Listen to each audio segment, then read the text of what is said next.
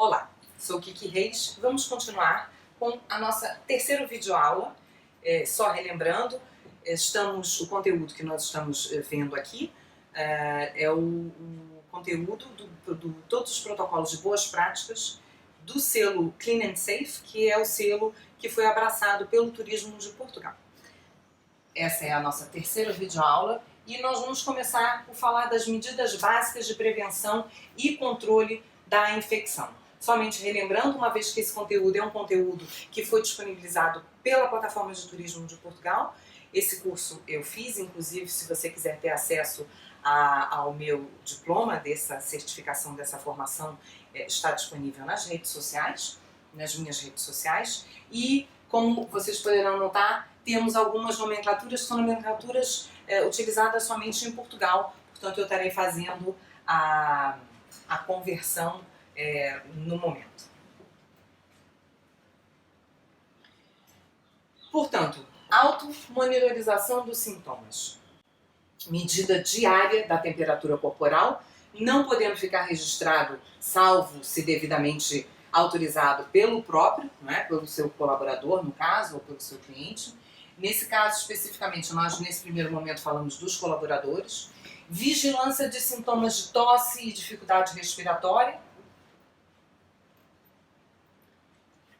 Na parte aqui de higiene pessoal, lavar e desinfetar as mãos frequentemente. Então, nós já sabemos que temos que lavar as mãos com água e sabão, ou com desinfetante à base de álcool, E lavar as mãos elimina o vírus que estiver nas suas mãos. Portanto, existe um protocolo específico, que nós vamos ver mais à frente, mas que você deve lavar as suas mãos normalmente por 20 segundos, não só as palmas, como entre os dedos, como a parte de fora das mãos, Não devendo utilizar nenhum objeto, qualquer um dos objetos, mesmo que seja uma aliança, é o suficiente para o vírus ficar retido e mesmo na lavagem cuidadosa das mãos ele pode não sair por completo dessas outras superfícies diferentes da sua pele. Então, sugere-se também a retirada de qualquer um desses objetos.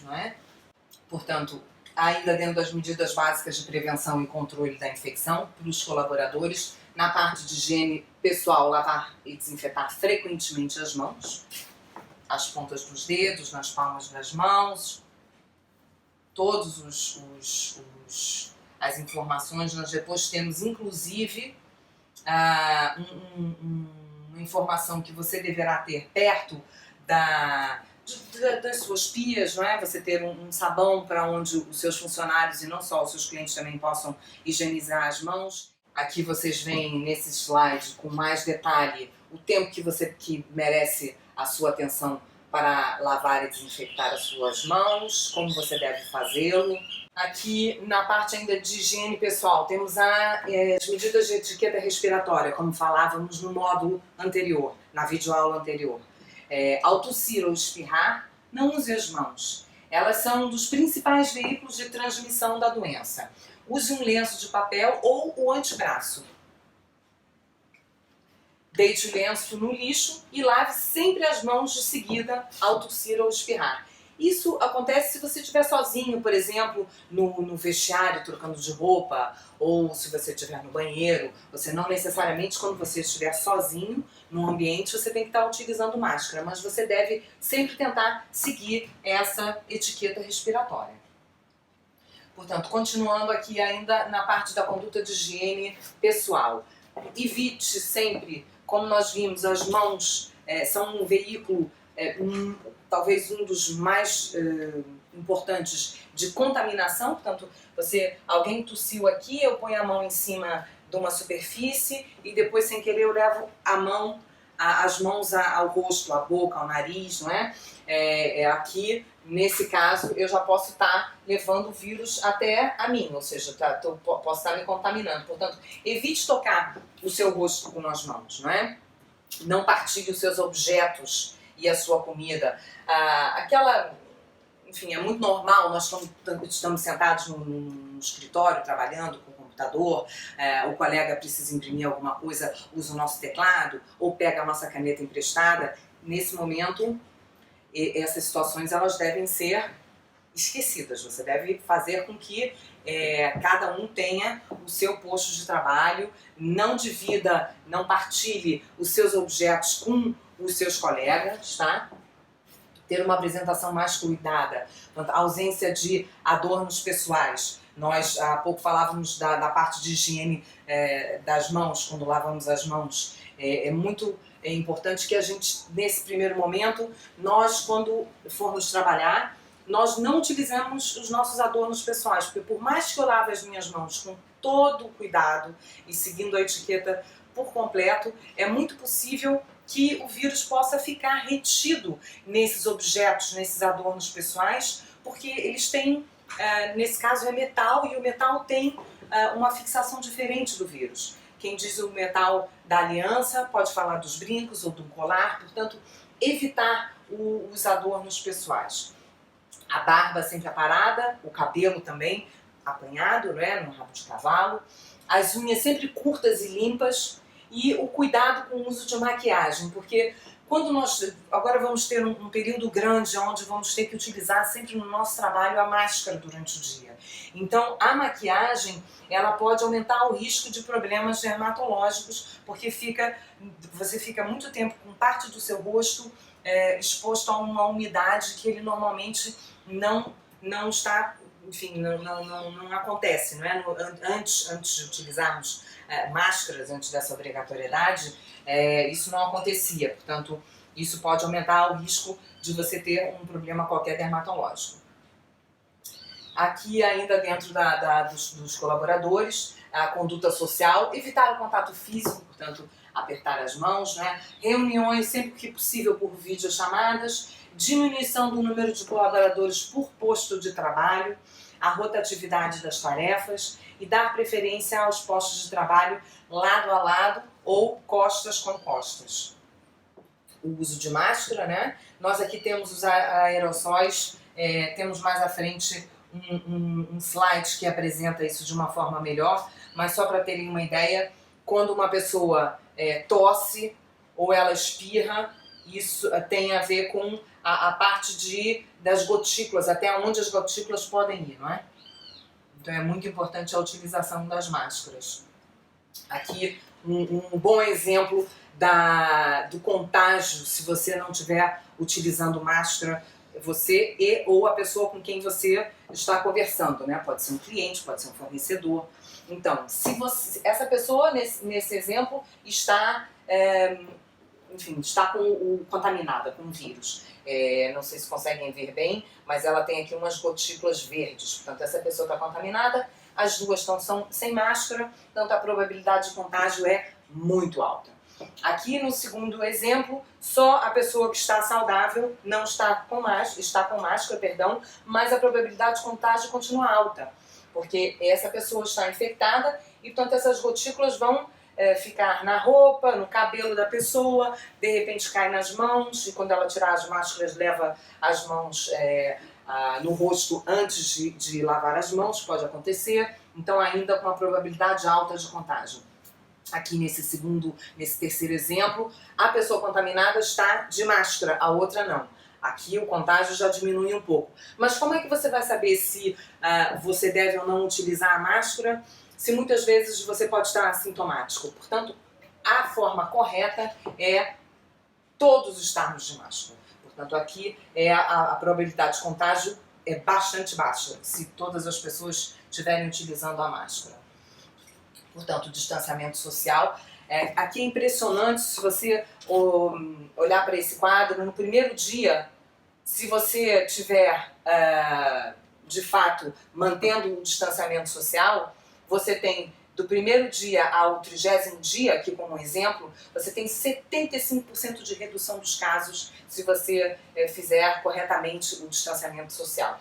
Se você não o fizer, nesse mesmo panorama, você no 30º dia tem cerca de 406 infectados. É impressionante. Portanto, tente sempre manter o distanciamento social.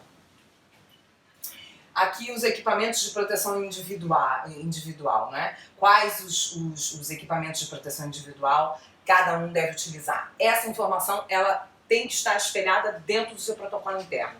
Então, você pode ter batas impermeáveis, por exemplo, para as meninas, as camareiras que vão nos quartos, não é? Que vão manipular a roupa de cama e as toalhas de banho, portanto, essas superfícies são superfícies que podem estar muito contaminadas, portanto, elas podem e devem estar utilizando essas batas impermeáveis. Isso poderá ou não ser uma medida que você queira introduzir dentro do seu estabelecimento. Voltando só a mencionar a importância de você adequar o protocolo interno, ou seja, as medidas que serão adotadas pelo seu estabelecimento com base na sua realidade, não é? As luvas, viseiras, óculos, cobre-pés, você pode ter, por exemplo, equipar as suas camareiras.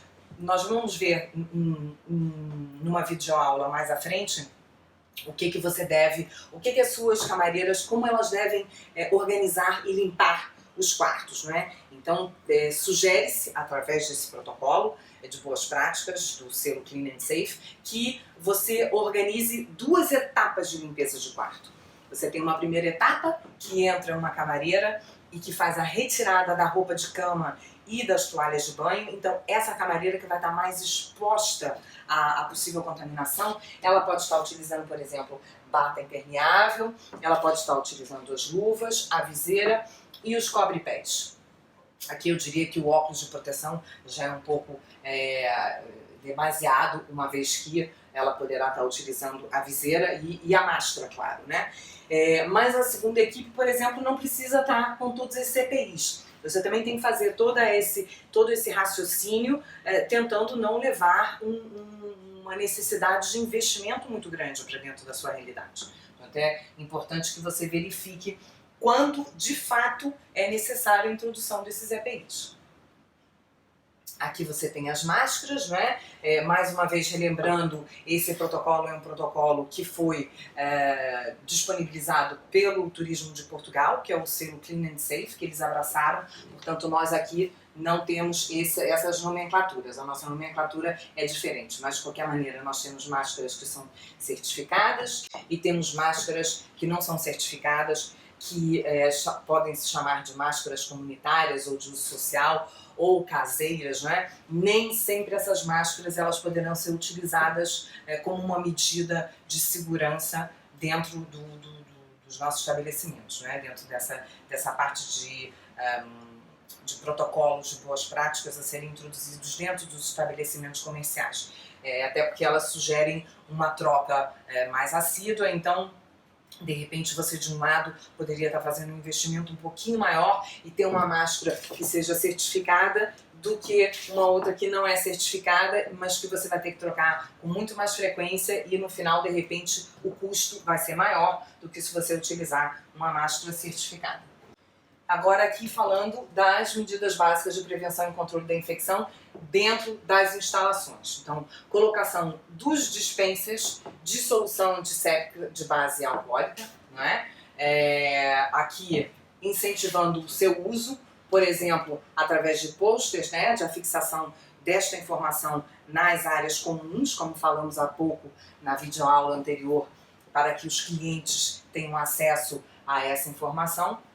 Em locais de maior fluxo, entradas e saídas de estabelecimentos, as zonas de recepção, onde, enfim, aqui nesse caso é um comércio de rua ou alguma coisa ligada ao município, onde você tem que tirar uma senha, nos veículos de transporte, alguns exemplos. Aqui ainda incentivar o uso, incentivando o uso através da fixação dessas informações perto de zonas de banheiro, elevador, nós falamos sobre isso há pouco também, a entrada de restaurantes, bares, zonas de refeição, pontos de encontro, né? Você que tem um estabelecimento, por exemplo, perto da praia e você disponibiliza algum material para o seu cliente utilizar no lazer do dia a dia, a parte de canoagem ou um stand-up, alguma coisa desse gênero, você tem que ter toda essa informação não só disponível no seu protocolo interno, como você deve afixar perto desses materiais, por exemplo, qual é o lado que o cliente deve pegar o material que já está higienizado. Quando ele voltar da praia, por exemplo, ele deve colocar esse material que ainda não está higienizado, uma vez que foi utilizado por ele, numa outra área. Toda essa organização você deverá também ser capaz de fazer e espelhá-la no seu protocolo interno e afixar também nesses posters que devem ser disponibilizados nesses locais.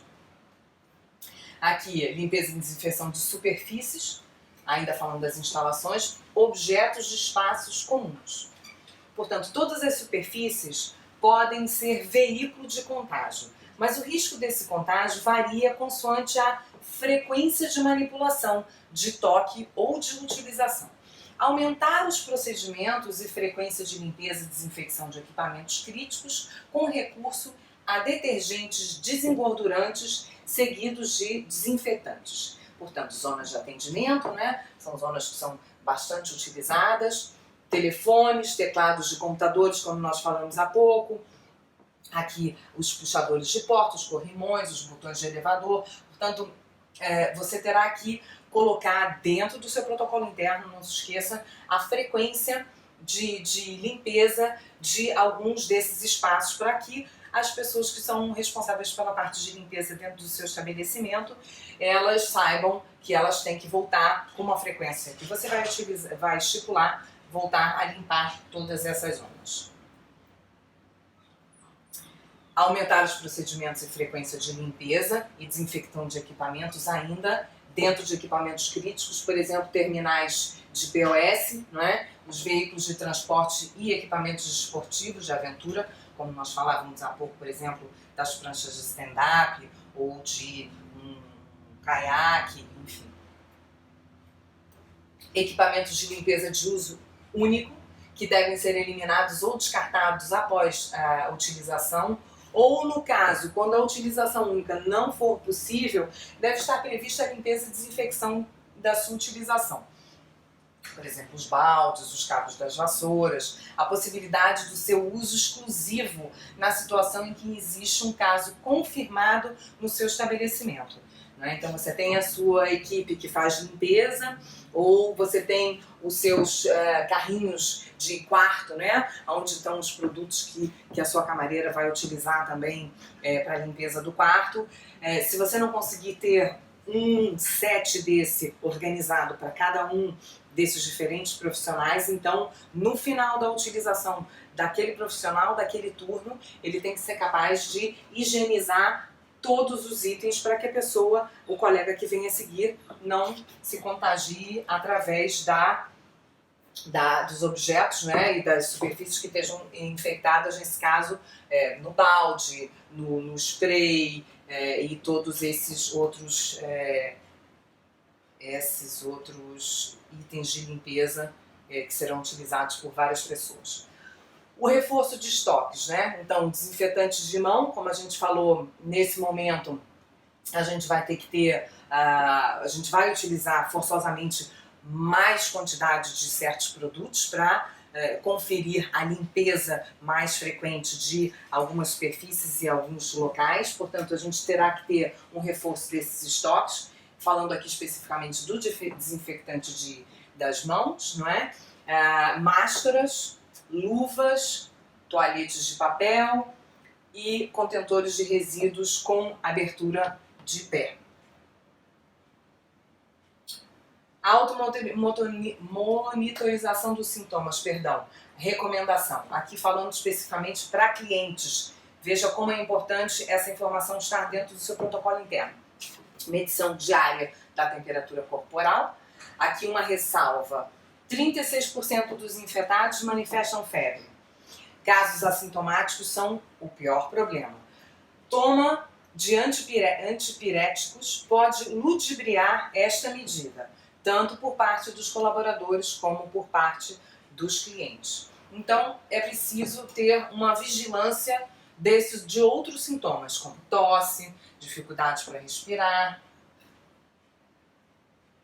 Aqui ainda falando dos clientes, a utilização dos EPIs por parte dos clientes, não é? Você pode disponibilizar nos seus estabelecimentos kits individuais de proteção, com máscaras, luvas, um gel desinfetante, viseira ou outro qualquer equipamento disponíveis para clientes de acordo com a capacidade máxima do seu estabelecimento, segundo as orientações emitidas pelo setor.